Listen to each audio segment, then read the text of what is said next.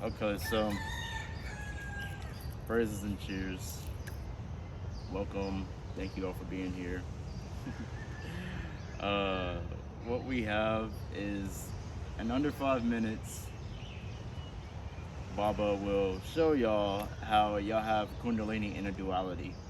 Okay, so this is a download straight from the ethers this morning, straight to y'all, just to show y'all how you have Kundalini in a duality, or the chakra system, or all this in a duality.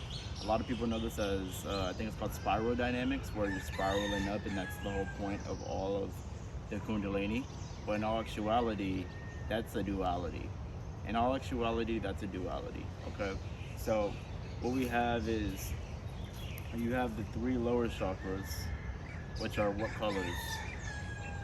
Yellow, orange, and red. And then you have above the heart, you have the three higher chakras, right? You have the blues, the teals, and the purples, right? And so if you were to combine these colors, what would you actually get? You would get a combination of gold. You get a combination of gold, and you get a combination of silver. Now, a lot of times, what we see is that you have two snakes trying to rise up the Kundalini. In all actuality, you have one snake that's a gold snake. You have one snake that's a silver snake. And so what a lot of people have in their realities is people say, oh, I had a Kundalini experience, where they just shot up one time and they just seen life in reverse for a little bit. So they've seen the moon side of the Kundalini instead of seeing the sun side, which they're used to because everybody sleeps at night and they only see the sun all day. So they've seen the moon side. They've seen how life is very magnetic, or moony, magnetic, right? And so they see, I had a Kundalini experience. But what does that really mean? Your Kundalini didn't do actually anything. All you did was realize a little bit of awareness of you have more Kundalini, rather than just being right here your whole life, blinded by the sun. What you have is a moon energy, a silver energy. And so what most people see is that these snakes coil and then they get to some form of enlightenment.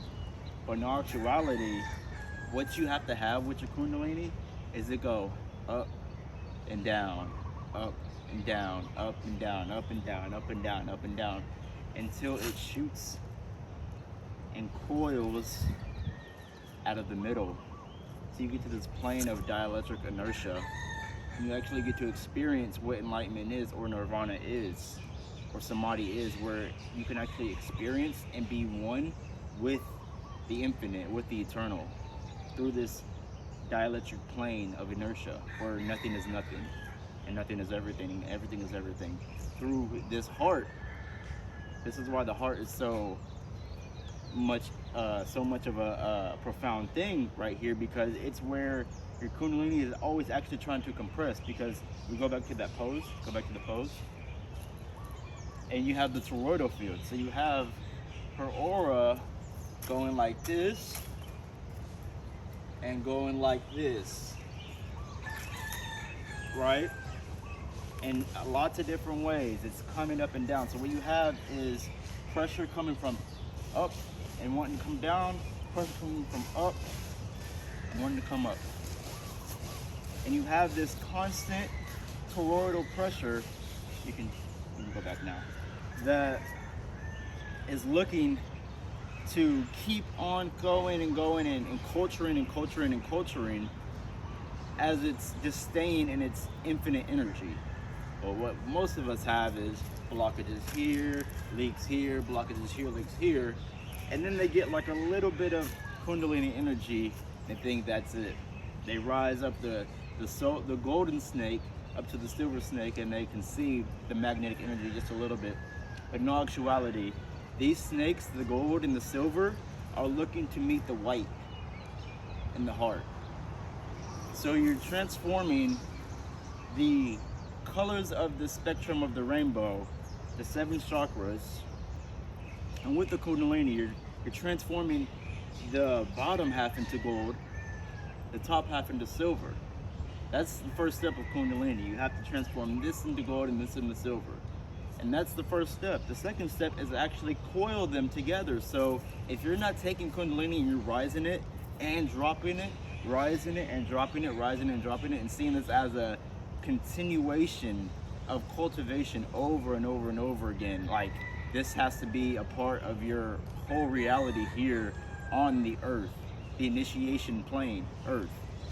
As you are here on earth in your middle at all times, you have to fill this middle with gold and silver, gold and silver, gold and silver. You're rising it up and you're dropping it down, rising up and dropping it down. And this is the alchemy. This is the Kundalini meditation alchemy. You get to meditate on how you're turning this green, which is earth, into a white earth.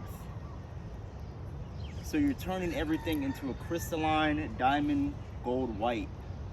Diamond gold white earth reality. From a green, as you see it as it is now, you're transforming it into pixie dust, into fairy dust, all around you, scales and infinite dimensions in this reality, because it's so purified in this reality. And that's what the Kundalini is wanting to do. But most people, again, they just try to rise it up one time and be like, I had a Kundalini awakening, I had a Kundalini experience. But in all actuality, that's always been there. It's just been waiting for you. You've always had Kundalini. You've always had a spine. You always had an endocrine system. You always had glands and organs. So as you're doing this on the outside, you're also doing this on the inside, because your Kundalini, these colors are adjacent to and accurately to all of your glands and organs. They're 100% just your glands and organs, and biofield of your glands and organs. These are literally your chakras are the biofields of your glands and organs. Remember how your heart has a large aura field? Well, that's the green, that's the heart chakra.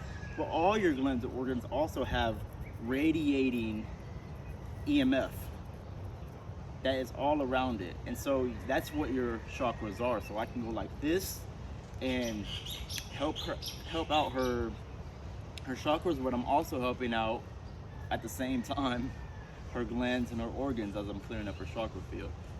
But what I have to understand again is that this is an internal alchemy as well. So her lower chakras, glands and organs, and her higher chakra glands and organs have to turn crystalline diamond and crystalline gold, crystalline silver and crystalline gold, and they have to slowly alchemize and infuse and pretty much get rid of the duality of reality. Because a lot of people, again, they see this as where you want to go. You just want to go up here, like just rise the Kundalini up here and you'll be good. And so that means that this is bad. This is gold. I just explained to you that this is gold. How is gold bad? Right? So we have to start seeing this as actually gold. We have to start seeing this as the moon, the silver. We have to see this as the sun, and we have to see this as the moon.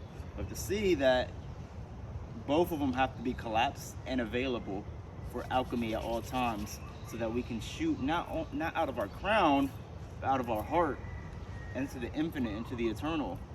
And then we can see that every single dimension in reality is here, wherever we are at, and also in here, wherever we are at. Not, zillions of galaxies that way and this way and this way, but literally right here where we are at. It is all practically holographic where we are at. In here and right here. Okay, so that's pretty much the basis of diluting the distortion of Kundalini or Jed, and actually becoming the Jedi warriors or alchemists, and seeing these parts of us as our true lightsabers. We see a lot of ancient descriptions and texts about holding two snakes. We see this art everywhere, and these are actually our lightsabers, our golden lightsaber and our silver lightsaber, that we're actually looking to infuse and actually become one with and fully embody, so that we can stop seeing like, oh, the higher chakras are where life is at, and then we get lost in You know, we have no more gold energy, and we don't know how to deal with the sun every single day because we're, you know, we're just like, yeah. We have to become masters of the gold energy inside of us. We have to become masters of the moon energy also inside of us, the yin and the yang.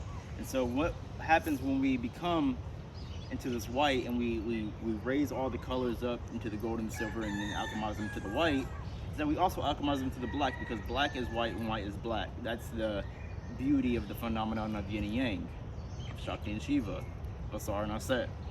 The black and the white are always together, so we can become into the cosmic womb of eternal warm darkness, or the beautiful light of crystalline purity. Either or, this is the reality that is the phenomenon of what experience is all about, and the daily cultivation is that simple. It's transforming the duality of Kundalini into a oneness through our heart. And that's pretty much it right now. Baba, just saying salute and praises and cheers, and that'll be it for today. Under 5 minutes, we're taking Kundalini and we're making a unified oneness out of it. Thank you.